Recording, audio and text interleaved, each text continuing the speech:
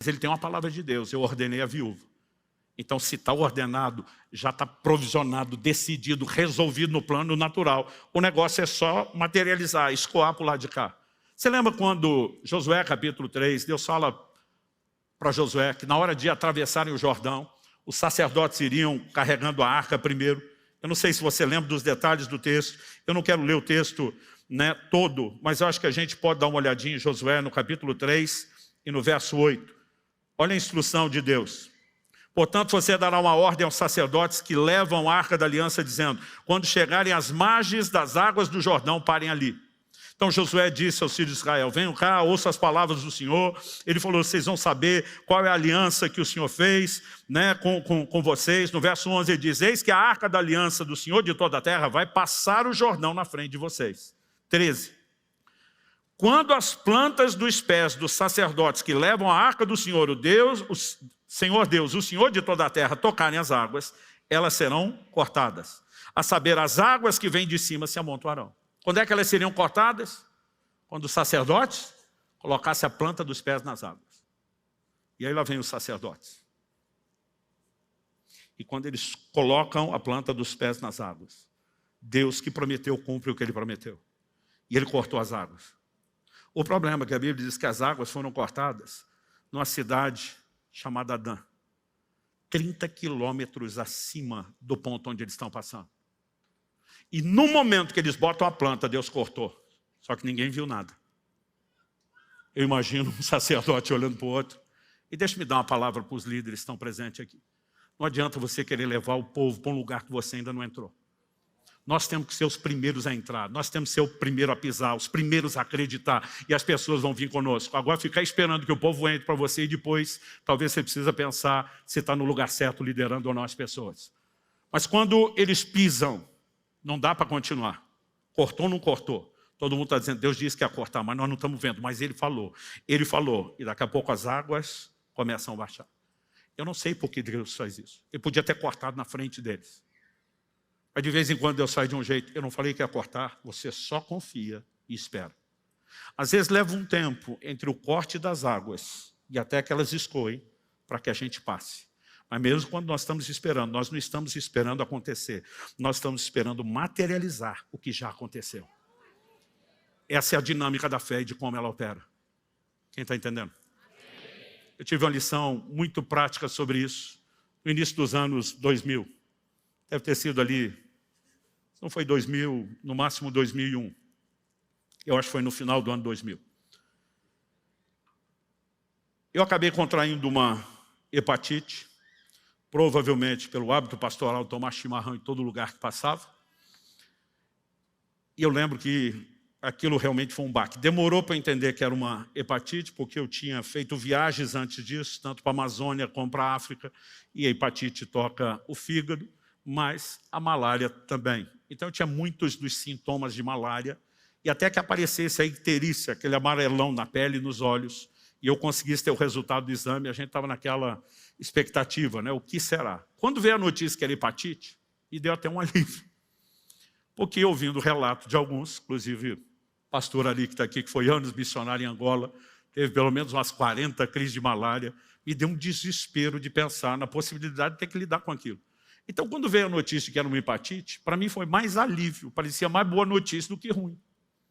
Só que o médico disse: pastor, seu fígado está virado numa gelatina, e o senhor precisa de repouso, não tem outro tratamento. Ele falou: se o senhor não parar a sua agenda, não parar a viagem, eu venho com a polícia te internar e sua mulher está do meu lado. Ele falou: na igreja manda o senhor, aqui mando eu. Eu falei: sim, senhor. Pensei: estou correndo demais, vai ser bom dar uma parada. Agora, imperativo, depois de uma semana, gente, ele não aguenta mais ficar parado. Ele descansou tudo de uma vez. E eu comecei a ficar inquieto. Eu dizia: meu Deus, a igreja está vivendo o melhor momento. Mas não é só eu. Eu comecei a olhar, cada pastor estava enfrentando algo diferente, tudo ao mesmo tempo. E eu fiz um comentário. Falei: só pode ser coisa do diabo tentando parar a gente. Quando eu fiz um comentário na oração, eu não consigo te explicar, meus olhos se abriram. E eu tive um claro discernimento de que eu estava debaixo de ataque, como todos os outros colegas. Então, eu não estou dizendo, querido, que nós nunca vamos lidar naturalmente com situações de enfermidade, que não possa ter repouso, que não possa ter o tratamento, que não possa se fazer as coisas de forma natural. Aliás, o que eu mais venho pregando ultimamente sobre o cuidado do corpo é para não espiritualizar demais. Agora, naquele momento, quando eu discerni que era de fato o inimigo tentando nos parar, algo dentro de mim se indignou. E eu falei, Deus, quem governa a minha vida é o Senhor. Quem prevalece o sobrenatural na minha vida é o Senhor. Não é o reino das trevas. Eu não vou aceitar isso. E eu escolhi. Eu falei, eu vou andar no lugar de fé que eu sei que funciona. Eu passei 2 dias inteiros confessando tudo quanto é texto da Bíblia sobre cura, né? Tudo quanto é promessa, tudo quanto é declaração de fé. E lá ia eu, bendiz a minha alma ao Senhor, não se esqueça de nenhum só dos seus benefícios, Salmo 103. Ele quem perdoa todas as tuas iniquidades, mas é Ele quem sara todas as tuas enfermidades. Aí eu pulava de salmo, enviou a sua palavra, e a Bíblia inteira, 2 dias sem parar. O dia inteiro. E eu não sei se alguém já tentou ficar confessando texto bíblico de uma realidade que não mudou 2 dias. Parece uma eternidade. Porque era manhã, tarde, noite. E aquilo não mudava. Eu estava decidido. Eu vou entrar no que Deus tem. Na segunda noite, enquanto dormia, tive um sonho. Acordei, não sei se foi na hora que eu tive o sonho, mas acordei lembrando nitidamente do sonho. No sonho eu ia ao banheiro. Eu sei que é chato falar disso, mas não consigo achar uma versão mais clássica e polida para falar disso no púlpito, mas uma das coisas que mais me incomodava na hepatite, quem teve costuma concordar com isso, não era a icterícia, o amarelão da pele dos olhos, é a cor da urina que fica escura. E cada vez que eu urinava, eu olhava aquilo e dizia, estou tudo estragado por dentro. Era uma coisa horrível o sentimento. Só que no sonho, eu ia ao banheiro e observava a cor da urina que estava clara.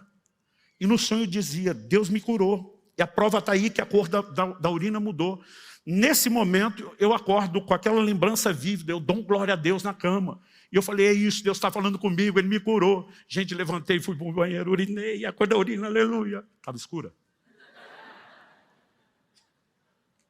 Imediatamente, o que é que você faz? Tira os olhos de Jesus, bota na força do vento, no tamanho da onda.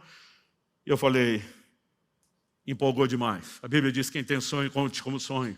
Você já quis acreditar que era uma palavra de Deus. A evidência de que não é, está aí. Gente, eu voltei para o quarto, parecia um orangotango. Tão desanimado assim, que já ia arrastando a mão para o chão. Me joguei na cama. Falei, cara, larga a mão de ser bobo, aceita que dói menos. Daqui uns dias você melhora. Desisti naquele momento. A hora que eu desisti, o Espírito Santo falou comigo. Eu te mostrei a realidade do reino espiritual. E você está escolhendo olhar para o natural. Deixa eu te dizer de novo, o que muda o posicionamento de fé é uma palavra. Naquele momento Deus está dizendo, não olhe para a cor da urina que você viu no vaso. Olhe para aquela que você viu no sonho, foi eu que te mostrei. Eu enlouqueci. A fé deixa a gente surtado. Eu peguei uma jarra de mais de 2 litros de água, enchi, comecei a tomar um copo atrás do outro. Falei, diabo, você tentou me desanimar e estava conseguindo, mas nós vamos para o segundo round, maluco. Eu falei, eu vou encher o tanque, nós vamos ver se tem urina, continua escura. Então logo eu consegui encher o tanque, fui esvaziar no banheiro, a urina estava clara.